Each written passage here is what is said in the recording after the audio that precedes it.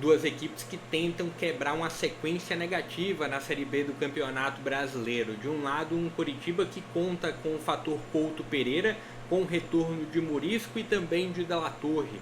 Do outro lado, um América que não tem Fabinho, que não tem Miguelito e um América que não tem um bom desempenho como visitante. Não conseguiu desempenhar bem contra o Remo, não conseguiu, apesar de ter sido competitivo contra o Avaí na ressacada, não conseguiu ter um bom resultado, muito pelo contrário.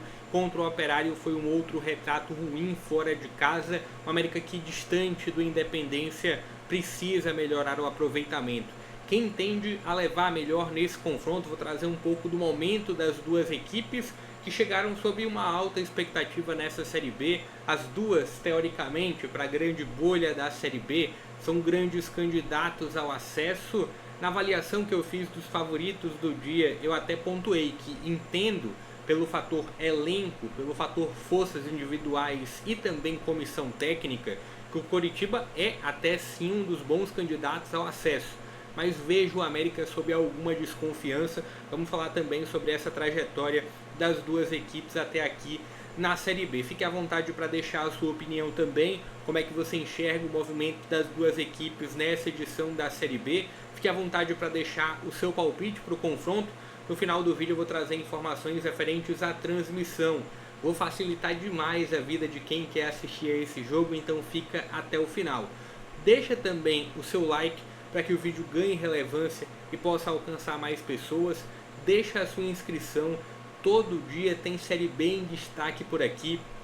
O canal ficou até fora do ar nos últimos dias porque eu estou num processo de mudança, vem tirado um pouco o meu tempo, vem tirado um pouco também um pouco de um desgaste, mas estou voltando e a partir desse domingo já teve conteúdo novo. Eu trouxe um pós de Paysandu e Goiás. E daqui para frente, diariamente, a gente volta com os conteúdos de Série B. Falando primeiro sobre o momento das duas equipes, como é que elas chegam para esse confronto, o que dá para a gente trazer como observação, tanto de Coritiba quanto de América. As duas equipes têm um aproveitamento idêntico e as duas equipes vivem um momento de oscilação, que é natural em uma competição de 38 rodadas, mas que talvez não seria tão natural, observada com tanta naturalidade a partir de como as equipes desempenham.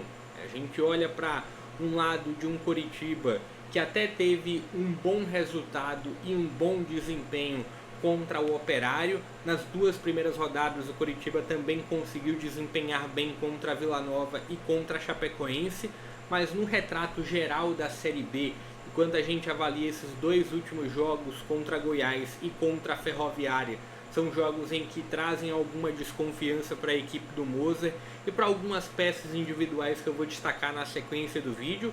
Quando a gente olha para o fator América, tem um América que, como visitante, não consegue pontuar a partir desses desempenhos abaixo que eu citei.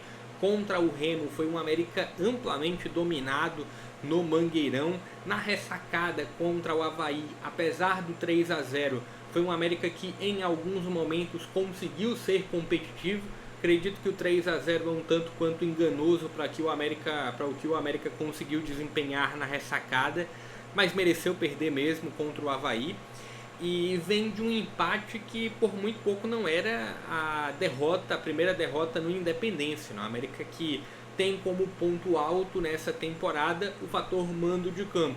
Não só na Série B, mas também no Campeonato Mineiro. O América carrega uma série de invencibilidade desde o ano passado, jogando dentro de casa, mas fora de casa é uma América que tem muitas fragilidades.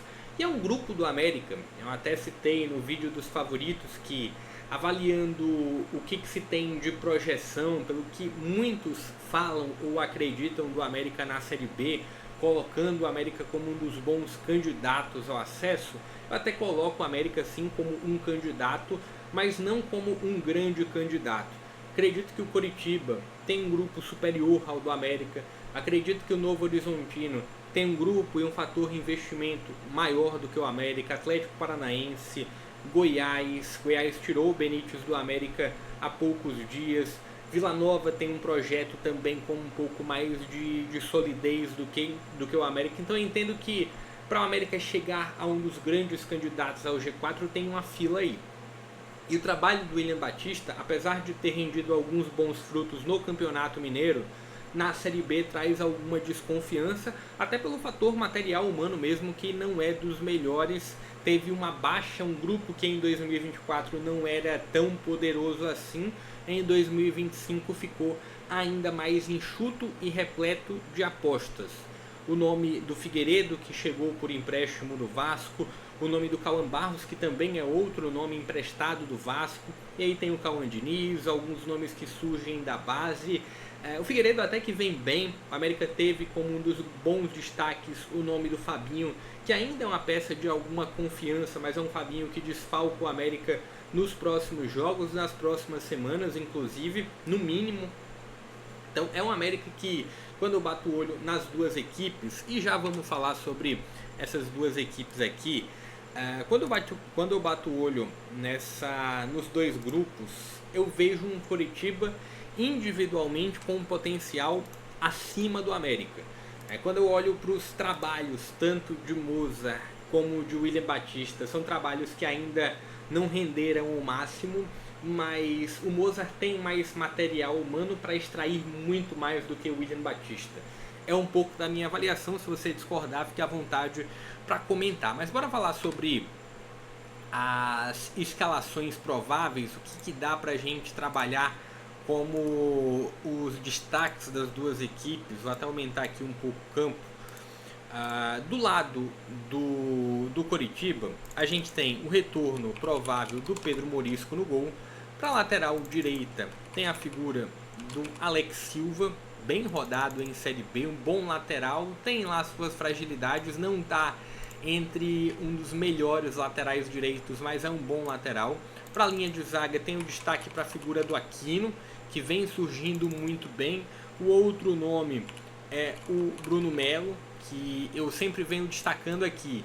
No jogo aéreo ofensivo, em algum momento ele vai ser importante. Foi muito importante no Fortaleza dessa forma. Olhando para a lateral esquerda, tem a figura do Zeca, com acesso recente com Vitória. Pelo que eu lembro, também teve um acesso recente com o Mirassol. Posso estar enganado em relação ao Mirassol, mas com Vitória eu tenho certeza. Vitória do Léo Condé. E aí a gente chega ao meio de campo com Sebastião Gomes como a figura de maior poder defensivo. Tem a figura do Machado, passou no futebol mineiro com algum destaque recentemente pelo Cruzeiro. E o Josué, que é o grande 10 da Série B até aqui. Um pouco acima do que o Friso, um pouco acima do que o Zapelli também. O outro nome que dá pra gente colocar como uma figura de meio de campo, e é um nome que o torcedor do América conhece, é o nome do Alisson. Deixa eu até corrigir aqui, tô com uns problemas de conexão, até para editar o Canva tá complicado. Mas um outro nome aqui é o do Alisson. Então tem que é um jogador de meio de campo, mas um meio de campo que pisa no ataque, que pisa na grande área como elemento surpresa. Uma outra possibilidade é de um atacante mesmo, que é o Nicolas Careca. O Nicolas Careca ele teve um problema, eu não recordo se foi suspensão ou se foi departamento médico, e aí o Moza foi lá e testou o Alisson, que minimamente agradou.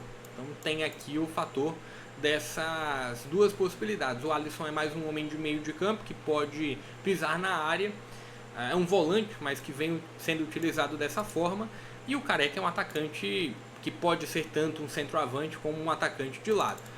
Atacante de lado é o Lucas Olier, aí sim, um atacante exclusivamente de lado, que não se esconde do jogo, mas tem algumas tomadas de decisões erradas. E aqui a gente tem possibilidade do Coutinho ou do De La Torre. De La Torre muito mais atacante do que o Coutinho, né? Olhando para nível técnico mesmo, mas o Coutinho é quem vem com um ritmo de jogo maior. Então tem essa possibilidade. Eu acredito que o Coutinho tende a começar o jogo, mas o De La Torre tende a ganhar alguns minutos.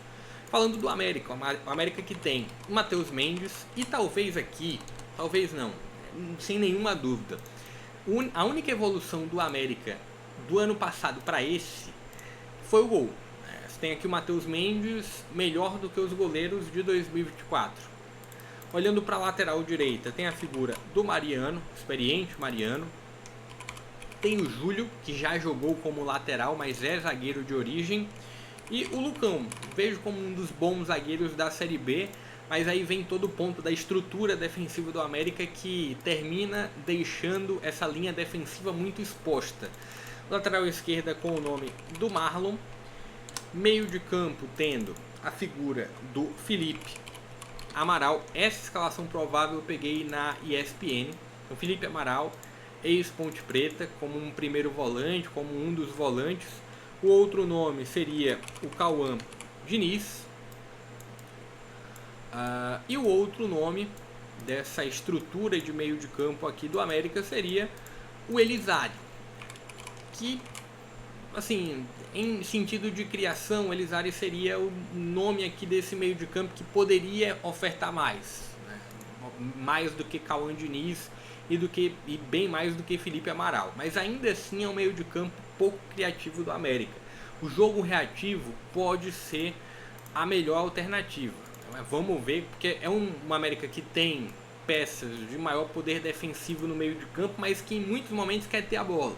E isso talvez seja um erro de estratégia. Quem sou eu também para avaliar uma escolha de um treinador, mas eu entendo que o jogo sem a bola para o América poderia ser a melhor escolha contra o Coritiba no Couto. E aí vem aqui o nome do Stênio e o nome do Figueiredo. Aqui eles podem se alternar, né? Tanto o Figueiredo pode ir para o lado direito, o Stênio pode ir para o lado esquerdo. E aqui o nome do William Bigode, que apesar do belo gol de falta no jogo da rodada passada contra o Paysandu, eu entendo que é uma América que flui melhor sem a figura do Bigode. Eu entendo que quando a América utilizou, por exemplo, um ataque com Miguelito, com Stênio, com a própria figura do Fabinho, alguns desses nomes não estão disponíveis, mas foi uma América que conseguiu fluir muito melhor do que com a figura do Bigode. Entendo que em alguns momentos ele quebra o ritmo do ataque do América, não vive lá um grande momento. Vamos ver se com esse gol agora na rodada anterior ele cresce, consegue entregar algo a mais tecnicamente.